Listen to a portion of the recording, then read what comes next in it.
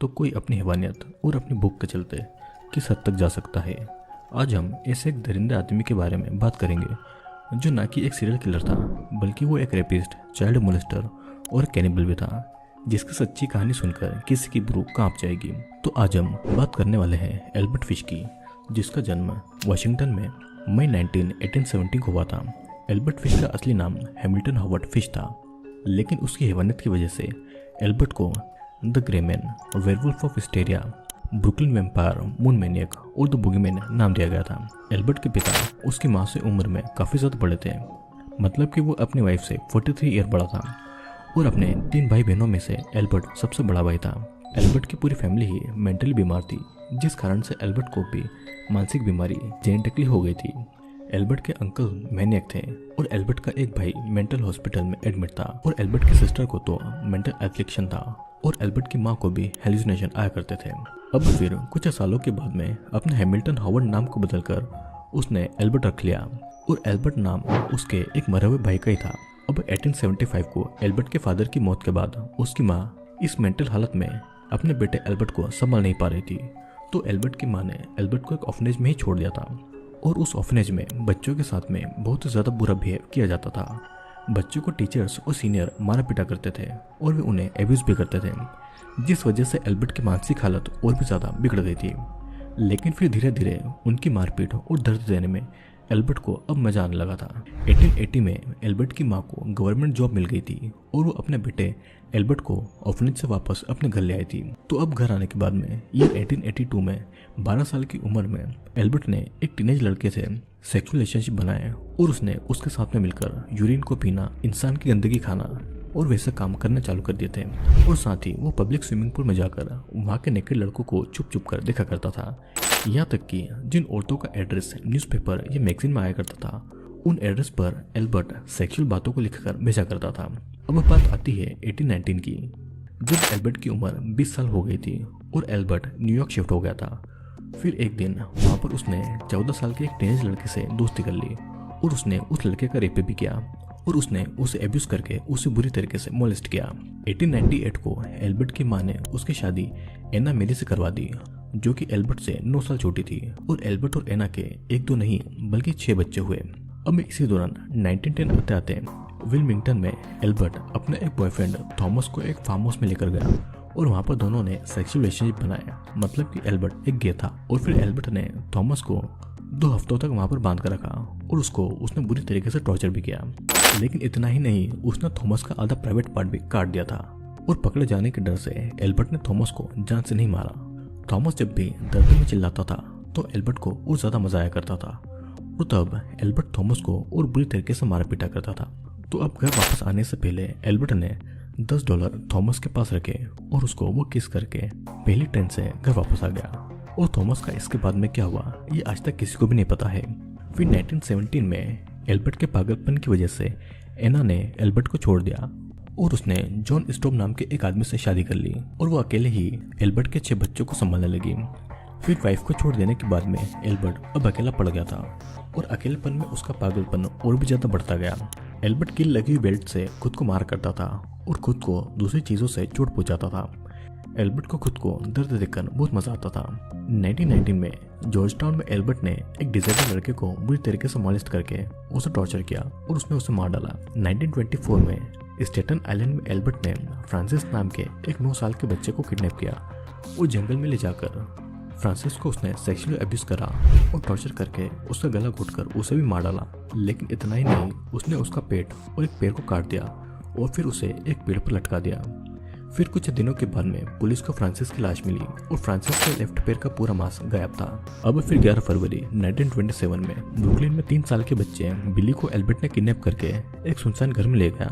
बिली अपनी माँ के पास जाने की जिद कर रहा था। एल्बर्ट ने बिली को पहले तो नेकेड किया, फिर उसके हाथ पैर बांधे, और वे बिली के कपड़े और जूतों को जला दिया, और उसने एक कील लगी बेल्ट को बिली के पैरों में बांध दिया।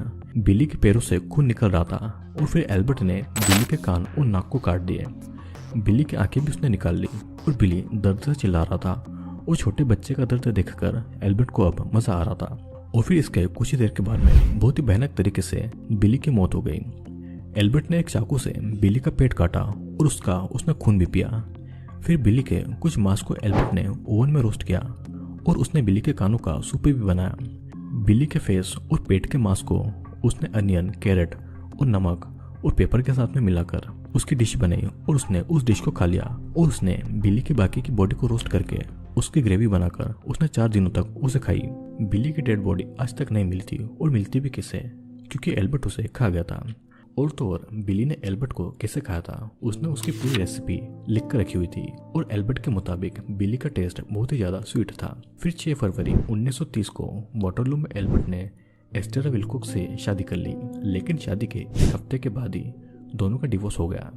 फिर 1930 में एल्बर्ट ने न्यूज़ में मेड का एडवर्टाइजमेंट देने वाली एक औरत को सेक्सुअल बातें लिखकर उसने लेटर भेजा, जिस वजह से 1931 में एल्बर्ट को अरेस्ट कर लिया गया और उसे बेलीवे मेंटल हॉस्पिटल में भेजा गया।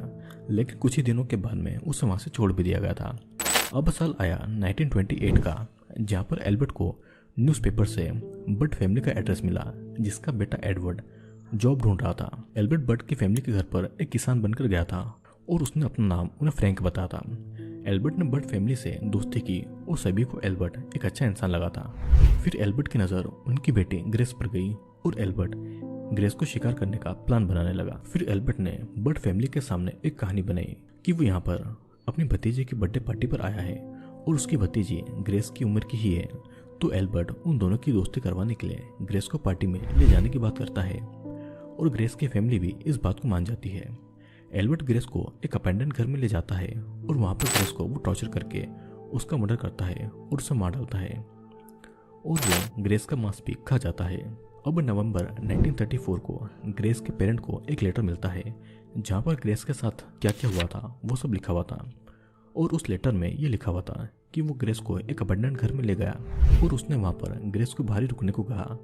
ग्रेस बाहर फ्लावर को देख रही थी और एल्बर्ट अंदर जाकर नेकेड हो गया और फिर उसने ग्रेस को अंदर बुलाया। ग्रेस जैसे ही अंदर गई तो उसने एल्बर्ट को देखा और वो एल्बर्ट को देखकर काफ़ी ज़्यादा डर गई थी और वो रोने भी लगी थी। फिर एल्बर्ट ने ग्रेस को पकड़कर उसे भी नेकेड किया और उसने उसका गला घोंटकर उसे मार डाला। एल्बर्ट ने ग्रेस को मारने के बाद में उसके छोटे छोटे टुकड़े किए और उसे ओवन में रोस्ट किया और अगले 9 दिनों तक एल्बर्ट ग्रेस का मांस खाता रहा। उस लेटर में एल्बर्ट ने यह भी लिखा था कि ग्रेस का मीट बहुत ही स्वीट था और उसको ये अफसोस भी है कि वो ग्रेस का रेप करना भूल गया था, जिससे कि ग्रेस वर्जिनी मारी गई। किसी माँ बाप को अगर अपने बच्चे की मौत का ऐसा लेटर मिले तो उस माँ बाप की क्या हालत होगी, कोई सोच भी नहीं सकता है। पुलिस ने उस लेटर की छानबीन शुरू कर दी और 13 दिसंबर 1934 को पुलिस ने एल्बर्ट को अरेस्ट कर लिया। एल्बर्ट ने अपने किसी भी मर्डर की बात नहीं छुपाई, उसने पूरी डिटेल के साथ में सभी मर्डर के बारे में सच सच बताया। एल्बर्ट का जब मेडिकल एग्जामिनेशन हुआ तो एक्सरे रिपोर्ट में एल्बर्ट के सर में 29 सुई घुसी हुई मिली और ऐसा इसीलिए हुआ कि जब एल्बर्ट खुद को टॉर्चर करता था तो उसी टाइम ये नीडल उसके सर के अंदर घुस गई थी। 11 मार्च 1935 से एल्बर्ट का केस कोर्ट में गया और एल्बर्ट के मुताबिक उसने हर एक स्टेट में एक मर्डर किया और उस विक्टिम का मांस खा गया।